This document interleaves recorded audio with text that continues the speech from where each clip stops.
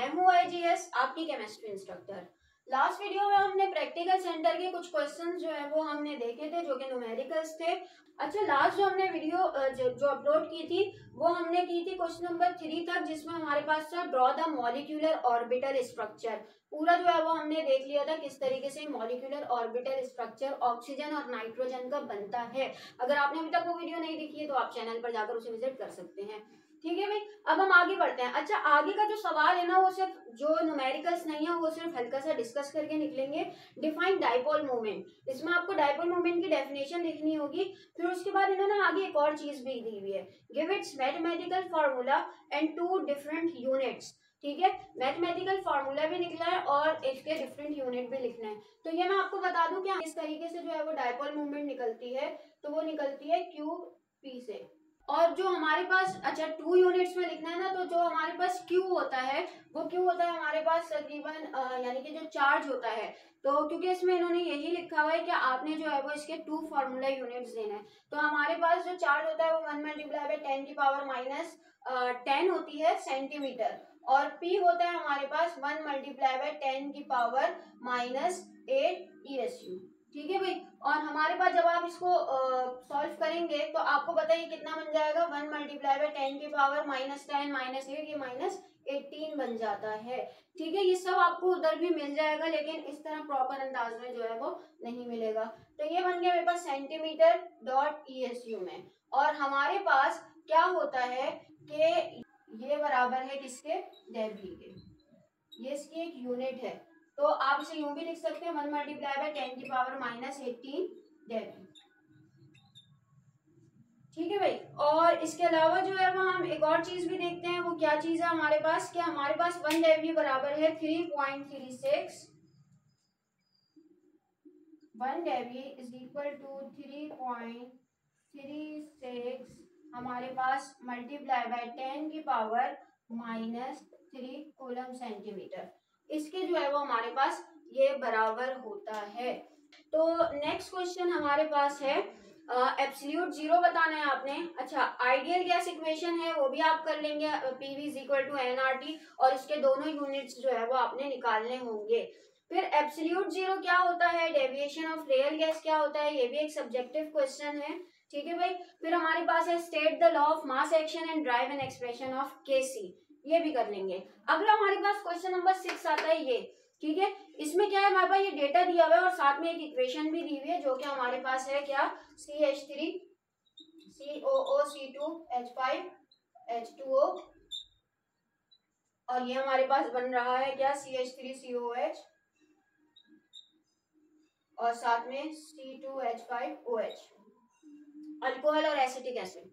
ठीक है भाई, अब हमें क्या बोला है इन्होंने कि आपने एक तो ये बताना है कि कौन से ऑर्डर का रिएक्शन है।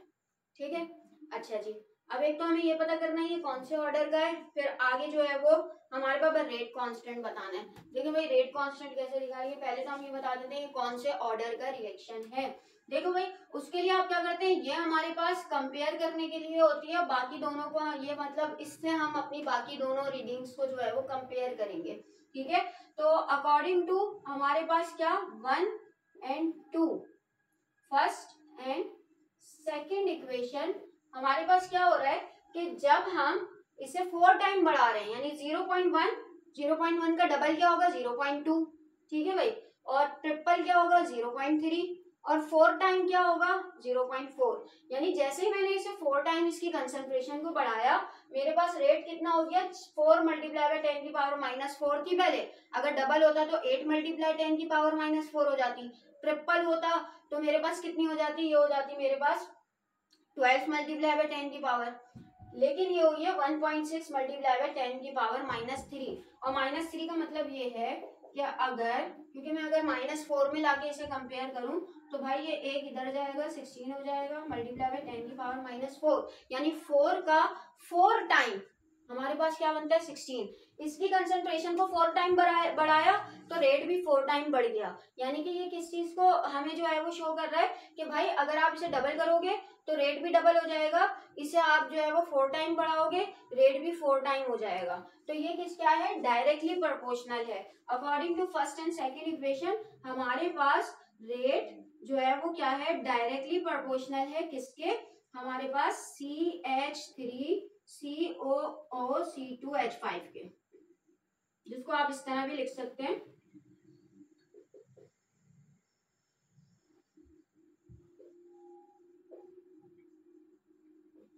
ठीक है भाई, और यही आपके पास रेट एक्सप्रेशन भी बनेगा इसका, क्यों वो मैं आगे बता देती हूँ। अच्छा, अब यहाँ पर ये केक शो कर रहे हैं कि हमारे पास, एक मिनट सॉरी, ये मैंने थोड़ा सा उतारने में गलत कर दिया है। ठीक है, कि अब हमारे पास इसकी कंसंट्रेशन बढ़ाई, और कितना, डबल भी नहीं, ट्रिपल भी नहीं, 4 टाइम बढ़ाई, रेट पर कोई असर नहीं पड़ा, रेट उतना का उतना है। इसको बढ़ाया था तो रेट भी बढ़ा था, इसको बढ़ाया तो उतना का उतना है। इसका मतलब कि हमारे पास ये कोई भी जो है वो क्या कर रहा है, हमारे पास वैल्यू नहीं लेकर आ रहा है, यानी कि हमारे पास ये जीरो ऑर्डर हुआ। ये जो है वो इससे कोई फर्क नहीं पड़ रहा, इसकी कंसंट्रेशन से रेट पर कोई फर्क नहीं पड़ रहा, तो इसकी कंसंट्रेशन हमारे पास, यानी इसका ऑर्डर हमारे पास जीरो कंसिडर किया जाएगा। ठीक है, तो यहाँ पर जो है वो हम क्या करेंगे, एक तरीके से हमारे पास रेट जो है वो जीरो कंसिडर किया जाएगा, तो इस चीज को हम जो है वो बाय वर्डिंग लिख लेते हैं। ठीक है, कि बाय इंक्रीज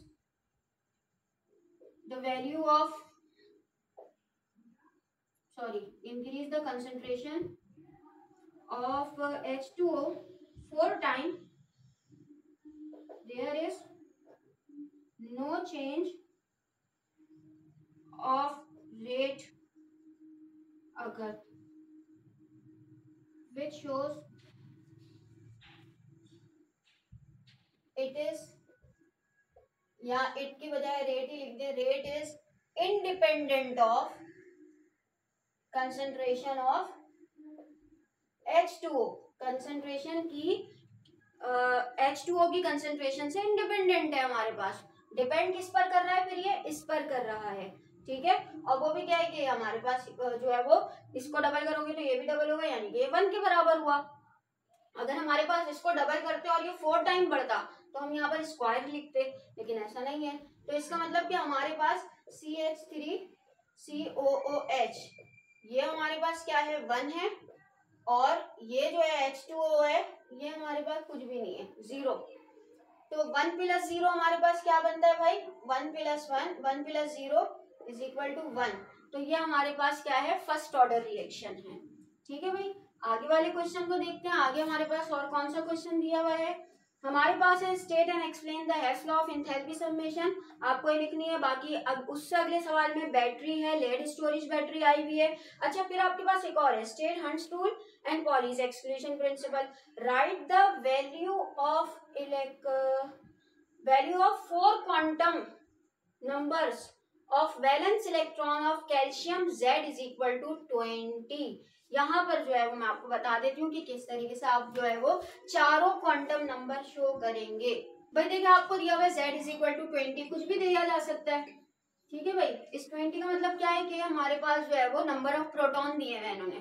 ठीक है, अब मैंने जल्दी से कैल्शियम को देखा, कैल्शियम के ऊपर कोई साइन तो नहीं है, इसका मतलब कैल्शियम न्यूट्रल है। तो भाई जितने इसके पास प्रोटॉन होंगे उतने ही इसके पास इलेक्ट्रॉन भी होंगे। चले मैं इसकी जो है वो इलेक्ट्रॉनिक कॉन्फ़िगरेशन जल्दी से बनाती हूँ। 1s2 2s2 2p6 3s2 3p6 4s2। ठीक है भाई, ये इसकी इलेक्ट्रॉनिक कॉन्फ़िगरेशन बन गई। अब मैं देखती हूँ कि मेरे नंबर ऑफ शेल, पहले शेल में 2 आ गए, दूसरे शेल में 8 आ गए। ऐसे ही होता है ना, पहले शेल में हमारे पास जो है वो हम जो बनाते हैं, पहले शेल में 2 आते हैं, दूसरे में 8 आते हैं, तीसरे में भी फिर हम 8 ही लिखते हैं। ठीक है, फिर चौथे शेल में कितने आए, 2 आ गए, इस तरह करके। ठीक है, तो आपको पता है कि वैलेंस इलेक्ट्रॉन किसे कहते हैं, वैलेंस इलेक्ट्रॉन कहते हैं वो इलेक्ट्रॉन जो कि आउटर मोस्ट शेल में मौजूद होते हैं। ठीक है भाई, तो आउटर मोस्ट शेल में 2 इलेक्ट्रॉन मौजूद हैं, यानी कि इसकी हमें क्या बतानी है, 4 क्वांटम नंबर का सेट बनाना है। उसके लिए सबसे पहले आप क्या करेंगे, आप लिखेंगे वैलेंस इलेक्ट्रॉन। ठीक है, अगर फर्स्ट के तौर पे ये ना 3s2 3p5 पर खत्म होता तो हमारे पास 7 वैलेंस इलेक्ट्रॉन बनते। ठीक है, तो वैलेंस इलेक्ट्रॉन 1 और 2, अभी तो 2 बन रहे हैं ना, फिर 7 बनते, 1 2 3 4 5 6 7। इस तरह 7 मेंशन करते हैं हम, लेकिन हमारे पास अभी सिर्फ 2 ही आ रहे हैं। फिर हमारे पास क्या है, सबसे पहले प्रिंसिपल क्वांटम नंबर आता है, ठीक है, जिसको हम किससे शो करते हैं, प्रिंसिपल क्वांटम नंबर को हम n से शो करते हैं। फिर आता है हमारे पास एजीम्यूथल क्वांटम नंबर, और एजीम्यूथल क्वांटम नंबर को हम l से शो करते हैं। फिर आता है हमारे पास मैग्नेटिक क्वांटम नंबर, ठीक है भाई, और इसको हम m से शो करते हैं। और फिर आता है स्पिन क्वांटम नंबर, ये सब क्वांटम नंबर हमने पढ़े हैं, इसको s से शो करते हैं। ये चारों हमें लिखने हैं, ठीक है। और यहाँ पर एक और बात बता दूं, n किसको शो करता है, जब हम प्रिंसिपल क्वांटम नंबर को पढ़ते हैं तो हमें पता चलता है नंबर ऑफ शेल, यानी k शेल का n होगा 1, ठीक है। k के बाद l शेल आता है, जैसे ये आपका जो है वो k शेल है, ये l शेल है, ये m है, ये n है। बहुत डिटेल में मैंने ऑर्बिट, k शेल और सब शेल बहुत डिटेल में जो है वो मैंने समझाया हुआ है, मैं लिंक जो है वो डिस्क्रिप्शन पर दे दूंगी, तो उससे और अगर ये चीज समझ में ना आए तो आप वो लेक्चर देख लिएगा, आपको और जो है वो ज्यादा क्लियर हो जाएगा, ठीक है भाई। अब हमारे पास क्या है, के शेल जो है वो 1 कहलाता है, यानी इसका n जो होता है वो 1 है, ये 2 कहलाता है, ये 3, ये 4। जैसे जैसे शेल बढ़ता जाएगा उसकी जो है वो हमारे पास n जो है वो उसी तरह जाएगी, ठीक है। ये पहला इलेक्ट्रॉन, ये दूसरा इलेक्ट्रॉन, पहला इलेक्ट्रॉन कौन से शेल में है भाई, चौथे में है, ये भी चौथे में शेल है, तो इसका मतलब n वैलेंस इलेक्ट्रॉन जहां पर भी होगा उसका n तो सेम ही होगा। अगर फर्स्ट तौर पे यहाँ मैं बता रही हूँ 3s2 3p5 होता, तो सातों इलेक्ट्रॉन का n तो सेम ही होता, क्योंकि वो आखिरी शेल में है। वैलेंस इलेक्ट्रॉन तो कहते हैं इसको है कि ऑर्डर मोस्ट शेल में जितने भी इलेक्ट्रॉन हो, ठीक है, तो n सबका सेम ही होता है। l कैसे निकालते हैं, l निकालते हैं n-1 के थ्रू। तो भाई l कितना है, n कितना है 4, तो 4-1 कितना हो जाएगा, ये भी 3, ये भी 3, ऐसे ही हो जाएगा, ठीक है। एजीम्यूथल। मैग्नेटिक कैसे निकालते हैं, मैग्नेटिक होता है -l से 0 और 0 से +l, -l से 0 और 0 से +l। अब ये है 3, यानी -3 से +3 तक क्वांटिटी लिखनी है मुझे, कैसे, -3 -2 -1 0 +1 +2 +3, ठीक है।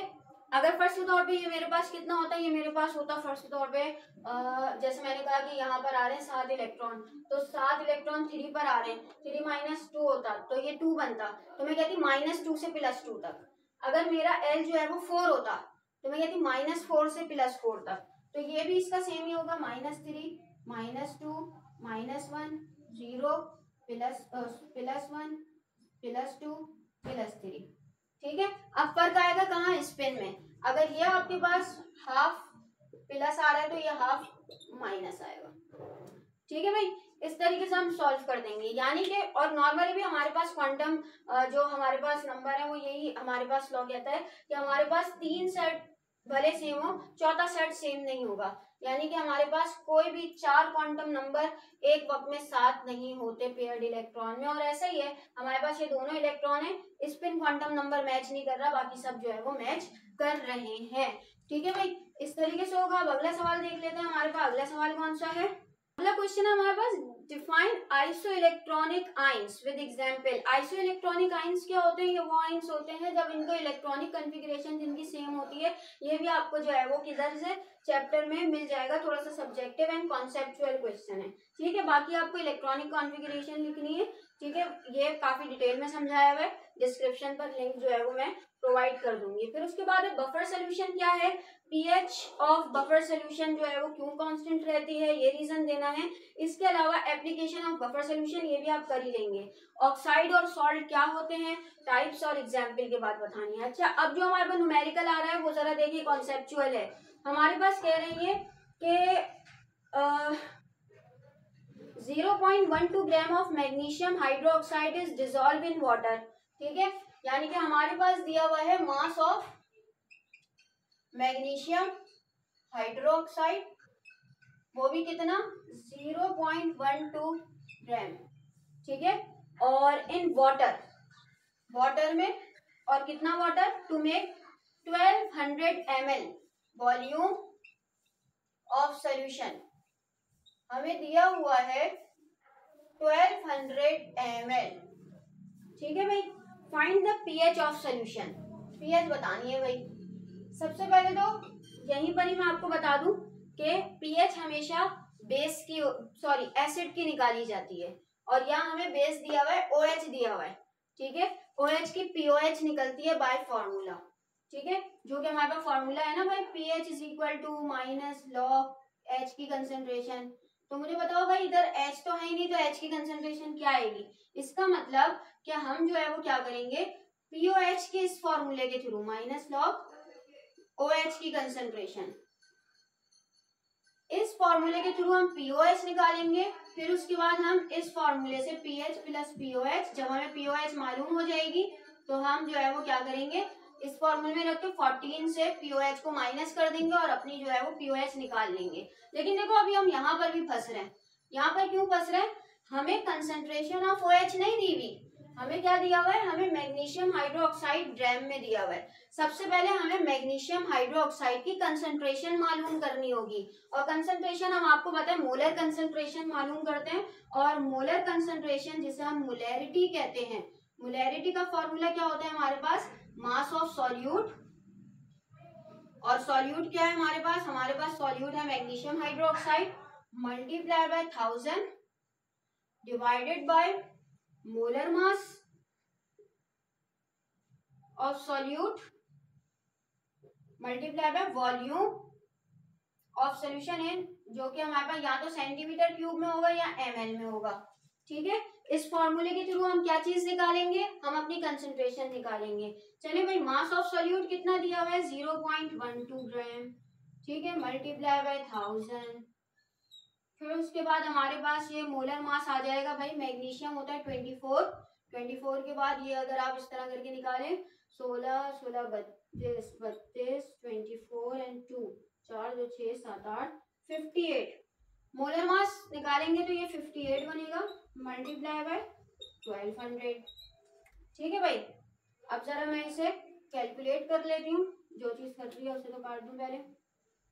अब मैं इसे कैलकुलेट करती हूँ कितना जा रहा है। ओके, तो हमारा आंसर आया 1.7 मल्टीप्लाई बाय 10 की पावर -3। ये मेरे पास क्या आ गई, मोलर कंसंट्रेशन आ गई किसकी, MgOH की। और एक बात तो हमें बताइए कि जब हमारे पास देखो भाई MgOH2, तो भाई ये जब हमारे पास टूटेगा मैग्नीशियम अलग हो जाएगा और 2 हाइड्रोक्सिल आयन अलग हो जाएंगे। और ये जो 2 हाइड्रोक्सिल बेसिकली, अगर ये हमारे पास 1.7 मल्टीप्लाई बाय 10 की पावर -3 है, तो ये भी मेरे पास जो है वो क्या होगा, 1.7 मल्टीप्लाई बाय 10 की पावर -3। वही बात है भाई, फर्स्ट के तौर पे मेरे पास जो है वो ये मार्कर है। ठीक है, ये मेरे पास 2 मार्कर हैं, तो जब मैं इन दोनों के ढक्कन अलग कर दूं और ये अलग कर दूं, तो ये मेरे पास 2 थे जब ये पूरे थे, जब ये टूटे तो ये भी मेरे पास 2 हैं और ये भी मेरे पास 2 हैं।